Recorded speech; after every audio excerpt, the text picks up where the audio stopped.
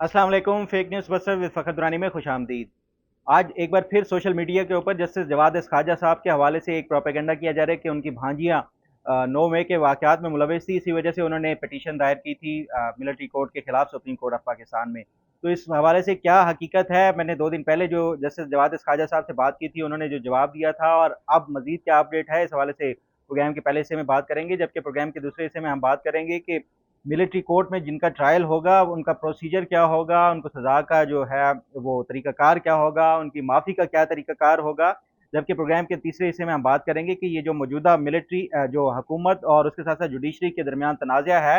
ये शिद्दत अख्तियार करता जा रहा है मिलिट्री कोर्ट के हवाले से। ये पहली अपनी नौयत का पहला वाक़या नहीं है कि जो हुकूमत और जुडिशरी के दरमियान इस तरह का जो है वो तनाज़ा अख्तियार खड़ा हुआ हो। आज से पहले 97 में भी इसी तरह हुकूमत और जुडिशरी के दरमियान तनाज़ा शुरू हुआ था और उसकी जो बुनियादी वजह थी वो भी एंटी टेररिज्म कोड थी। वो क्या हालात और वाक़यात थे और मौजूदा जो हालात और वाक़यात में कितनी रिज़ेम्बलेंस है, प्रोग्राम के आखिरी हिस्से में इसके ऊपर बात करेंगे। सबसे पहले हम बात कर लेते हैं जस्टिस जवाद एस खाजा साहब के हवाले से कि उनके आज पहले जो 3-4 दिन पहले जो सोशल मीडिया के ऊपर ये सर्कुलेशन हो रही थी, जो मुख्तलिफ खबरें गर्दिश कर रही थी कि जस्टिस जवाद एस खाजा साहब की 2 भांजियाँ हैं जो कि सानिया 9 मई के वाक़यात में मुलविस हैं, एक्टिवली इन्वॉल्व थी और उसके साथ-साथ जो इनके स्टूडेंट्स हैं लम्स यूनिवर्सिटी के, वो भी इसमें इन्वॉल्व थे और इसी वजह से उनको बचाने के हवाले से ही जस्टिस जवाद एस खाजा साहब जो है वो मैदान में आए और पिटीशन दायर कर दी सुप्रीम कोर्ट ऑफ पाकिस्तान में कि मिलिट्री कोर्ट का जो ट्रायल है वो बुनियादी इंसानी जो हकूक़ हैं, उसके खिलाफ है और आइन की भी खिलाफ वर्जी है, तो इस हवाले से इसको मिलिट्री कोर्ट में ट्रायल नहीं किया जाना चाहिए। तो जस्टिस जवाद एस खाजा साहब के हवाले से ये काफ़ी सवाल उठ रहे थे, तो 2 दिन पहले मैंने उनसे राब्ता किया और उनसे ये बाकायदा एक रिटन क्वेश्चन भेजा कि क्या ये दुरुस्त है बात जो सोशल मीडिया के ऊपर सर्कुलेट हो रही है, जो अफ़वाहें मुख्तलिफ गर्दिश कर रही हैं कि उनकी जो रिश्तेदार हैं और उसके साथ साथ जो उनके स्टूडेंट्स हैं वो इन्वॉल्व थे मई 9 के जो वाक़यात हैं उसमें एक्टिवली इन्वॉल्व थे और ये भी कि पॉसिबली उनका मिलिट्री कोर्ट में ट्रायल हो, इसी वजह से आपने उनको बचाने के लिए ये जो है वो सुप्रीम कोर्ट ऑफ पाकिस्तान में पिटीशन दायर की है। तो उस हवाले से उन्होंने जवाब दिया कि ये बिल्कुल गलत वो है, जो भी इंफॉर्मेशन है ये गलत है।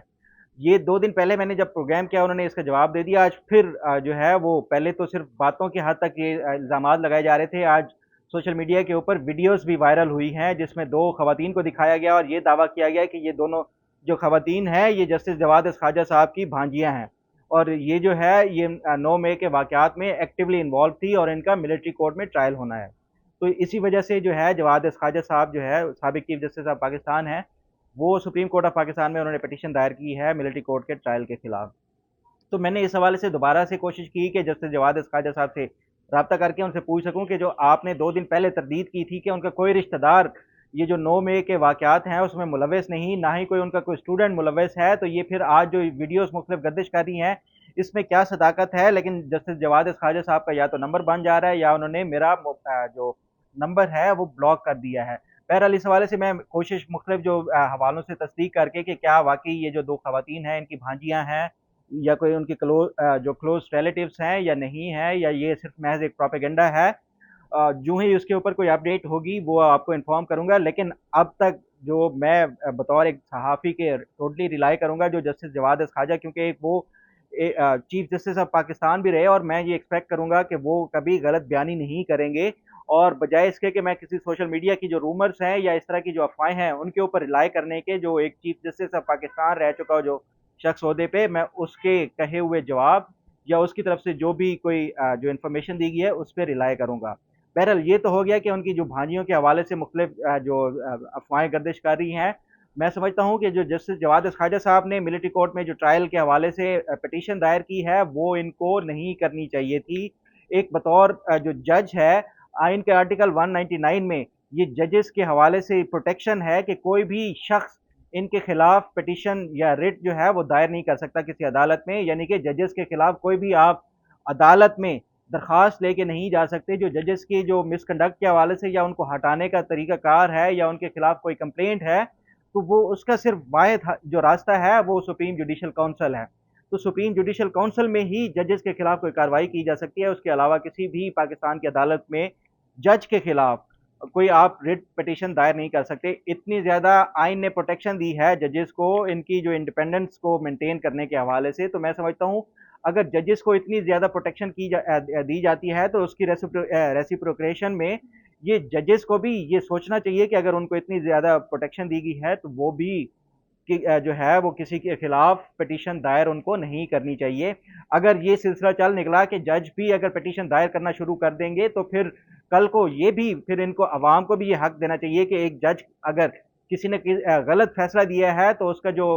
متاثرین میں سے کوئی بھی جج کے خلاف جا کے پٹیشن دائر کر دے جو عدالتوں میں، تو یہ ایک پھر سلسلہ شروع ہو جائے گا۔ تو جج صاحب نے یہ ایک برا پریسیڈنٹ شو کیا ہے، کیونکہ ایک تو اس میں یہ ابھی تک پینشن لیتے ہیں جو عوام کے ٹیکس کے پیسوں سے جواد خواجہ صاحب، تو یہ ان کو زیب ہی نہیں دیتا کہ اس طرح وہ پٹیشنر بن کے کسی عدالت میں جا کے اور اسی عدالت میں جہاں پہ وہ چیف جسٹس بھی رہ چکے ہوں وہ بطور پٹیشنر پیش ہو سکیں۔ کل کو پھر یہ اصولاً تو پھر یہی ہونا چاہیے کہ عام عوام کو بھی یہ پھر پاورز دے دینی چاہیے کہ اگر کسی جج کے خلاف شکایت ہو یا کمپلینٹ ہو تو ان کو بھی ان کے خلاف عدالت میں حق اختیار ہونا چاہیے۔ اب بڑھتے ہیں پروگرام کے دوسرے حصے کی طرف کہ یہ جو ملٹری کورٹ میں ٹرائل ہے اس کا پروسیس کیا ہوگا۔ جو ملٹری رولز ہیں اس کے مطابق جو بھی ملٹری کورٹ میں جو ٹرائل کیا جائے گا اس کی سزا اگر تو لائف امپریزنمنٹ ہے یا اس کے ساتھ ساتھ جو ڈیتھ پینلٹی کے کوئی سزا دی جاتی ہے تو اس سے پہلے باقاعدہ چیف آف آرمی اسٹاف سے اس کی اپروول دی جائے گی۔ جب چیف آف آرمی اسٹاف جو اپروول دیں گے اس کے بعد ہی وہ جو سزا ہے وہ لاگو کی جائے گی جو ملٹری ٹریبیونلز ہیں ان کی طرف سے۔ اب یہ تو ہو گیا کہ اگر سزا ہو جاتی ہے یا ملٹری کورٹ میں ٹرائل ہو جاتا ہے تو اس کے بعد جو جتنے بھی متاثرین ہوں گے ملٹری کورٹ کے وہ تمام جو اپنے آپشنز ہیں جو سویلین کورٹس میں وہ بھی ایگزاسٹ کریں گے، یعنی ہائی کورٹس اور اس کے ساتھ ساتھ جو سپریم کورٹ آف پاکستان ہے اس میں بھی ایگزاسٹ کریں گے جو اپیل کے رائٹ ہیں، اور اس کے بعد جو ہے وہ پھر مرسی کی جو اپیل ہے وہ صدر پاکستان کے پاس ہوتی ہے، کیونکہ آئین کے آرٹیکل 243 کے تحت جو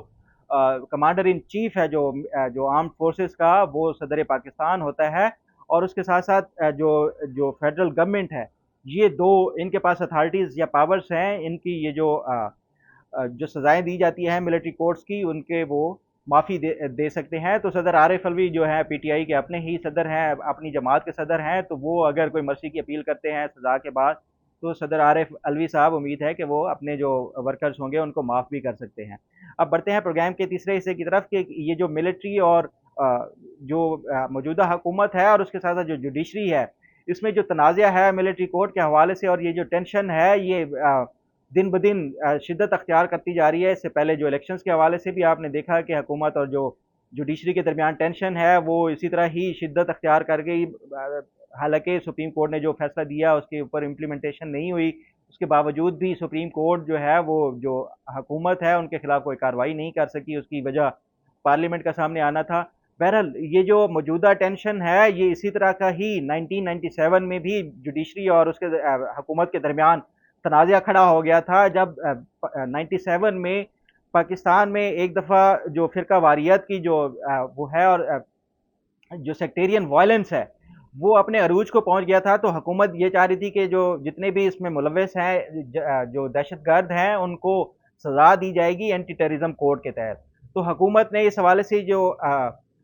آئین کا آرٹیکل 198 کی سب کلاس 4 ہے اس کے تحت جو پاورز ہیں یہ جو بینچ کانسٹیٹیوٹ کرنے کی یہ ہائی کورٹس کے پاس ہیں، تو حکومت نے جو چیف جسٹس تھے لاہور ہائی کورٹ کے جسٹس ریاض شیخ اور اس کے ساتھ ساتھ جو سندھ ہائی کورٹ کے جو چیف جسٹس تھے جسٹس ناصر اسلم زاہد ان کو اپروچ کر کے یہ درخواست کی کہ یہ جو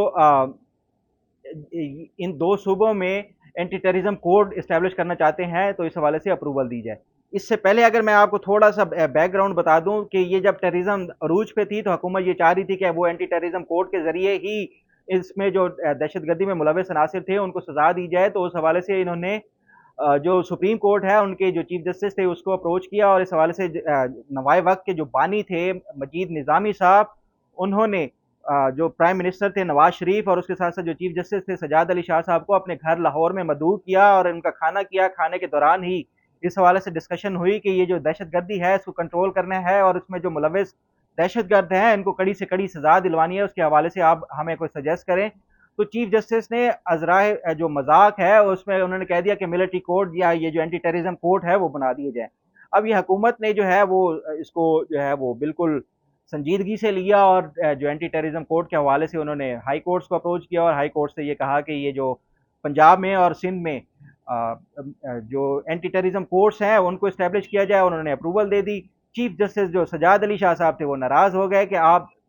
حکومت سے نہیں بلکہ جو ہائی کورٹس کے ججز تھے ان سے ناراض ہو گئے کہ آپ نے میری اجازت کے بغیر آپ کی جرت کیسے ہوئی کہ یہ دے دیا، آپ نے مجھ سے ڈسکس کیوں نہیں کیا؟ تو انہوں نے سزا دینے کے طور پہ، کیونکہ جو ہائی کورٹ کے جو چیف جسٹس ہوتے ہیں وہ بے پناہ ان کے پاس اختیارات ہوتی ہیں، پاورز ہوتی ہیں، تو چیف جسٹس سجاد علی شاہ صاحب نے ان کو سزا کے طور پہ ایلیویٹ کر دیا ہائی کورٹ سے سپریم کورٹ کی طرف، اور اس حوالے سے سمری جو ہے وہ حکومت کو بھیج دی کہ اس کی 2 ججز کو تعینات کیا جائے سپریم کورٹ میں۔ تو حکومت نے جو ہے وہ کیونکہ حکومت یہ سمجھ چکی تھی، تو حکومت نے بجائے اس کے کہ اس کی اپروول دینے کے جو سپریم کورٹ کے ججز کی ویکنسیز تھی وہی کم کر دی، اور اگست میں 97 میں جو پریزیڈنٹ تھے فاروق لغاری صاحب، انہوں نے ایک جو اس حوالے سے ایک آرڈر، پریزیڈنشل آرڈر جاری کر دیا کہ یہ جو ججز کی تعداد ہے وہ 17 سے کم کر کے 12 میں کر دی۔ اب اس پہ جو ہے وہ چیف جسٹس سجاد علی شاہ صاحب سیخ پا ہو گئے، انہوں نے کیا کیا کہ سپتمبر میں ہی جو پریزیڈنشل آرڈر تھا اس کو نل اینڈ وائڈ قرار دے دیا، اور یہ جو ججز کی تعداد کم کرنے کے حوالے سے تو پھر حکومت کے پاس مزید آگے جو ہے اس کو ریٹیلیٹ کرنے کے لیے انہوں نے یہ کیا کہ ایک جو ہے وہ لیجسلیشن کر لی، اور جو composition of supreme court act بنا لیا 1997 کا، جس میں پھر ججز کی جو تعداد تھی وہ 17 کر دی ہمیشہ کے لیے۔ اس سے پہلے یہ تھا کہ پریزیڈنشل آرڈر کے ذریعے ہی ججز کی جو تعداد تھی وہ مقرر کی جاتی تھی، کہ یہ صدر کی ثوابدید کے اوپر ہوتا تھا کہ وہ کتنے ججز رکھنا چاہ رہے ہیں۔ 97 تک جو ہے وہ پریزیڈنشل آرڈر کے ذریعے ہوا، اس کے بعد باقاعدہ یہ جو لیجسلیشن کر کے صدر سے یہ اختیار لیتے ہوئے جو حکومت نے باقاعدہ فکس کر دی ججز کی تعداد کے 16 جو ہیں وہ سپریم کورٹ کے ججز ہوں گے، اور اس کے ساتھ ساتھ ایک چیف جسٹس ہوگا۔ تو یہ فرسٹ ٹائم جو لیجسلیشن ہوئی تھی جو سپریم کورٹ کے ججز کے حوالے سے۔ یہ جو اس کے بعد پھر کیا ہوا، حکومت اور جو جوڈیشری کے درمیان ٹینشن تھی، آپ نے دیکھا کہ جسٹس سجاد علی شاہ صاحب کو جانا پڑا اور حکومت پریویل کر گئی۔ اب جو موجودہ اگر دیکھیں 9 مئی کے جو واقعات ہیں ان کے تناظر میں دیکھیں تو یہ جو سپریم کورٹ کے ججز ہیں، میں نہیں سمجھتا کہ وہ اسی نوعیت کا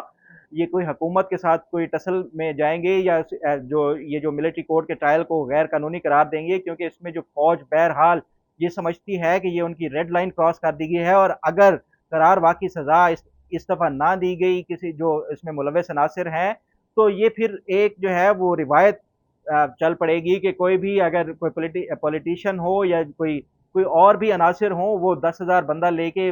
جو کنٹونمنٹ ایریاز میں یا جی ایچ کیو کے اوپر چڑھ دوڑیں اور اس طرح جو ہے اس کے اوپر قبضہ کر لیں۔ تو میں سمجھتا ہوں کہ یہ ملٹری واقعی میں جو اس میں ملوث عناصر تھے ان کو سزا دینے کے حوالے سے کسی بھی حد تک جائے گی، اور میں یہ بھی نہیں سمجھتا کہ جو سپریم کورٹ کے جو موجودہ 7 رکنی بینچ ہے اس میں سے زیادہ تر ججز جو ہیں وہ ملٹری کورٹ کا جو ٹرائل ہے اس کو غیر قانونی قرار دیں گے۔ آنے والے دنوں میں جو بھی اس کے اوپر اپڈیٹ ہوگی انشاءاللہ آپ کو وقتاً فوقتاً جو ہے وہ بتاتا رہوں گا۔ امید ہے آپ کو آج کا پروگرام بھی پسند آئے گا۔ اللہ تعالیٰ آپ کا حامی و ناصر ہو۔ اللہ حافظ۔